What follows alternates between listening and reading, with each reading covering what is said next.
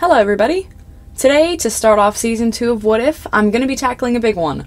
What if the false Dragonets had been the real Dragonets of Destiny? This gets requested a lot, and it's a tough one, because my immediate response is, well, Pyrea is doomed. But just for y'all, I figured I'd give it a try and see how it works out. When the Skywing Dragonet hatched, Kestrel knew she would like him. He tore out of his egg with a puff of smoke, tottering towards her on tiny, sharp claws. His bright red scales gleamed in the firelight. She didn't care about the pale green egg shaking next to him, or the obsidian black one with cracks already snaking through it. The little Skywing... "We'll call him Flame," she said, flicking her tongue out proudly. Flame and Kestrel got along very well as the Dragonets grew up. She liked Viper too, though the other three were dull and useless. But Flame, her Skywing, was perfect. Kestrel molded him into a leader, teaching him how to take charge and fight viciously. The Sandwing was fierce, but bitter, and too often angry. She didn't get along well with any of the other Dragonets. The Mudwing was lazy, greedy, and unhelpful. The Seawing was a dithering coward, and Webs babied him too much.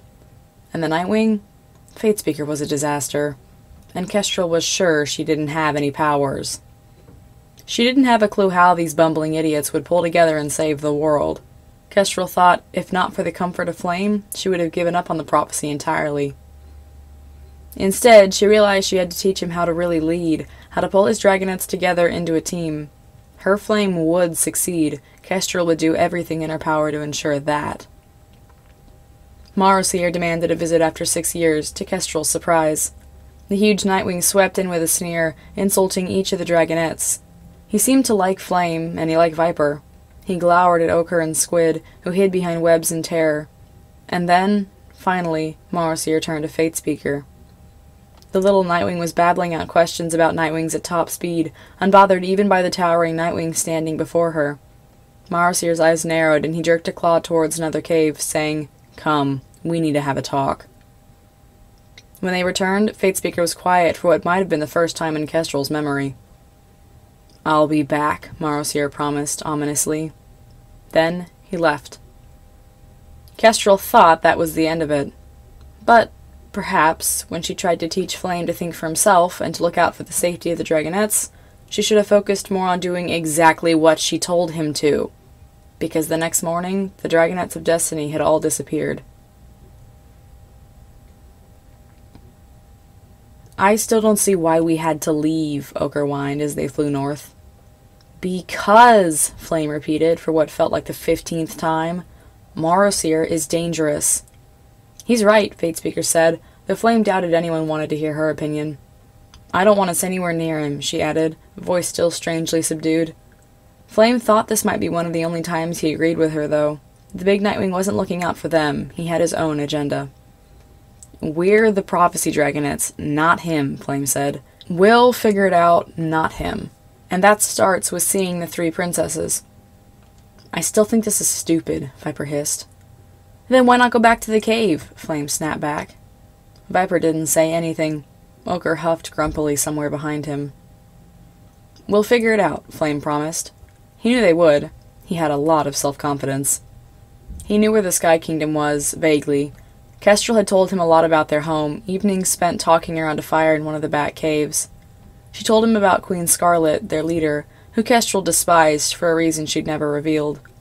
All Flame knew was that they needed to avoid the Queen. But the Sky Kingdom was closer than Byrne's stronghold, and it would be easier to sneak into.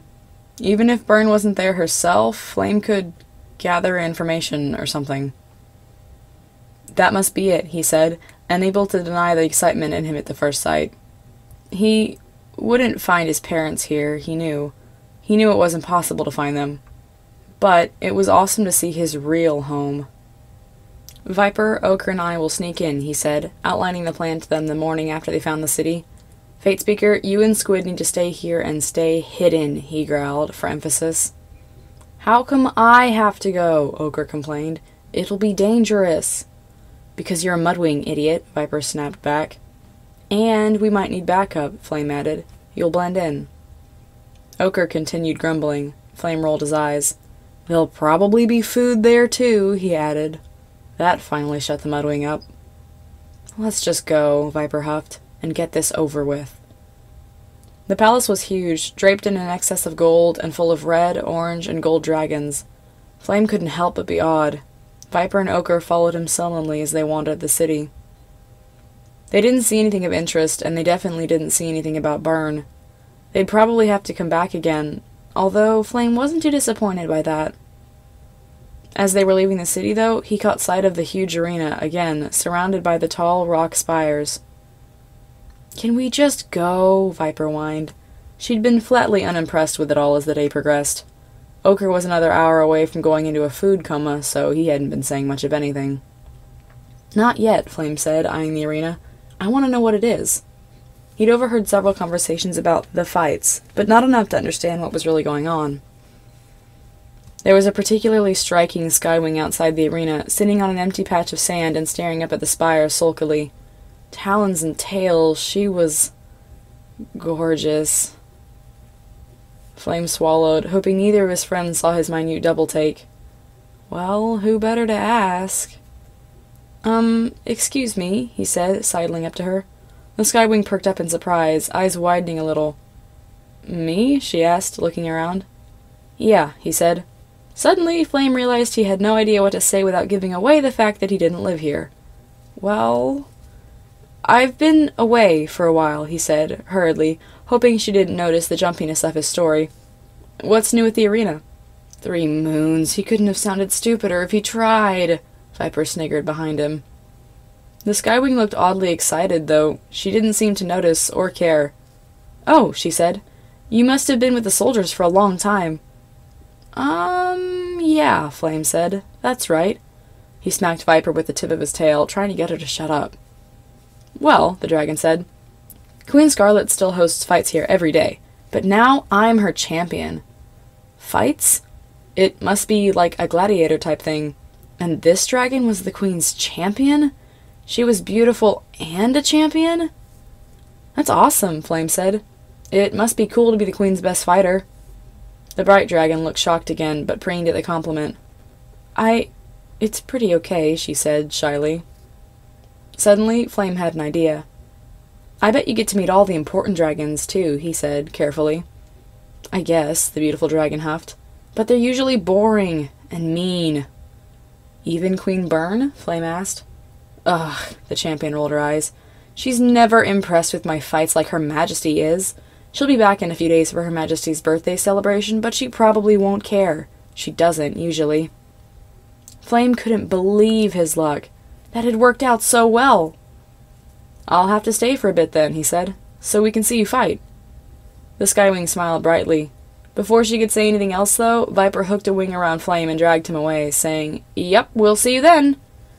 Flame huffed smoke in her face. Hey, he said. Viper rolled her eyes. Focus, idiot, she said. No time for sparkly skywings. Fine, Flame huffed. But we are coming back. We have to meet Burn. So, admittedly, Flame hadn't expected to return to the Sky Palace quite the way they did. The Skywing Patrol had stumbled on them that morning. He had seen Burn's group fly in the night before. They'd found all 5 of them and taken them to Scarlet and Burn, which is where they were now. Coincidentally, also in front of the entire assembly at the arena. Flame knew a fight had just happened, but he hadn't seen it. They'd been in the dark tunnel until it ended, before being dragged into blinding sunlight. He'd caught sight of the dragon from yesterday in the arena before Scarlet's loud, hissing voice took over his attention. What do we have here? She hissed, sibilantly. A birthday present for me? Burn eyed the 5 of them languidly, laid out on a throne and watching the proceedings with boredom. The Skywing guards around them shifted, and one, not a guard, spoke. My queen, they were found outside the city. Scarlet smiled darkly. Were they? She said. Now, let's see. A Skywing, a Sandwing, a Mudwing, a Seawing, and a Nightwing. Fate Speaker and Squid cringed back at the tone of her voice, and Flame felt fear stir in him. Maybe this wasn't going how it was supposed to. Now, why would the 5 of you be here? She said. Not spies, surely, but perhaps... She smiled toothily. Those wretched prophecy dragonets, then. Byrne huffed. Then let's kill them and be done with it, she said. Why? Before Flame could process the rest of her sentence, Viper lunged from his side, surging up and spinning towards the Skywing Queen. Her tail sliced across Scarlet's face, tearing through her eye and the rubies embedded in her red scales. Run! She roared, ducking under the first guard and flinging her wings out to escape. The arena erupted into chaos as the Queen roared in agony and the guards panicked. They had seconds before they rallied. Flame dove off the edge of the Queen's balcony, dragging Squid with him roughly. Fatespeaker and Ochre followed immediately, and the 5 of them took off. It took an entire minute for anyone to notice them, and by then they'd already gotten a head start.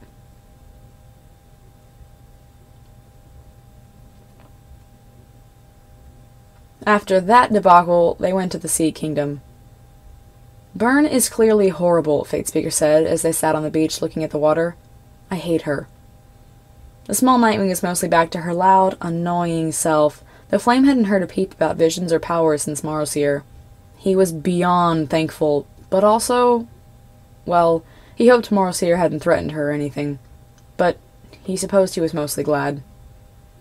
Plus, she probably hates us now, Viper added, staring at the waves with disgust. Can't we just say blister and move on? I don't know, Flame said. Kestrel never said a good word about her. Kestrel is a Skywing, Squid pouted, and she was also the worst. Only because you're lazy, Viper said imperiously. And anyways, we still have to find Blister, Flame said. Kestrel said she spends most of her time with the Sea Wings, so they must have some kind of base on land because obviously they can't go underwater for long. Great, Viper said. We just need to comb through all of these islands now, looking for a base nobody has been able to find in 20 years. Genius. Or we could just not, Ochre grumbled. Flame huffed out a puff of smoke, annoyed. How else are we supposed to get to Blister? He asked. Fatespeaker tilted her head. Actually, she said slowly, it might be easy. No, Flame said. No way. Come on, Fatespeaker said. Why not just let them take us to Blister? Because they might also take us to the dungeon and drown us, Viper snapped. Unless we like Blister, and then they'll like us, Fatespeaker argued. And what if we hate Blister? Flame asked. We lie? Fatespeaker proposed. In the end, it didn't matter what they planned, because they ended up getting captured again anyways. Flame wasn't a fan of this newly forming trend. The Sea Wings threw them into a cave to wait for Blister while their weird queen with her weird dragonet decided what to do with them. Squid didn't seem all that excited about seeing his tribe in one of their palaces either. Instead, like the rest of them, he just seemed upset. Well, Flame was angry upset, and Squid was scared. Flame was angry upset, and Squid was scared upset, but still. It wasn't working out for anyone. This is the last time we ever listen to Fatespeaker, Ochre mumbled mournfully from the back of the cave. Hey, Fatespeaker protested. We didn't even follow my plan. It just happened by accident. And yet, we know it wouldn't have worked anyways, Viper hissed. Fatespeaker sighed loudly and ignored her. A few days later, the Sea Wing guards appeared and took Viper before disappearing again. She was gone for 2 whole days before the rest of them were brought to join her. She was standing next to Blister, a smile pasted on her snout. That was the first tip. Viper never smiled. Blister was smiling too, a sinister look on her face. The second princess was thin and tall, with sharp black diamond scales running down her neck. I'm so pleased to meet the rest of you, she said, her voice like oil. Flame felt like he was choking on it. Viper has told me all about your plans. Flame could only assume that meant Viper had gone with the suck up to Blister plan. Talons and tails, it looked like this princess was awful too, and probably would kill them on the spot if he said that. So we'll be going to my camp on the mainland, Blister said, examining her claws smugly. From there, a firebomb crashed through the roof of the Sea Wing Palace. A moon's forsaken firebomb. Unbelievable. Go, Viper shouted, once again the first to react in the face of danger or opportunity. Blister, looking shocked, lunged for Viper, a second too slow, venomous tail missing the sandwing by inches, and flying right into Flame's own face. And we'll have to leave it off there for the week. I know, how could I, leaving you halfway through a what if? But this one's gonna have to be a part 1 and 2. It's just too long to post all together. Part 2 will come out in a few weeks though, so don't worry. Anyways, in the meantime, check out the description for links to my DeviantArt and Redbubble if you want to support me or find more of my art. Also, don't forget, I have a Patreon now. Thanks so much for watching, and please have a wonderful week.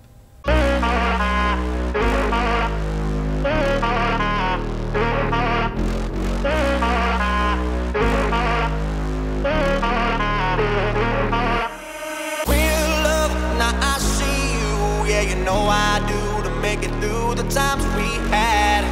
I see it now, I see it now.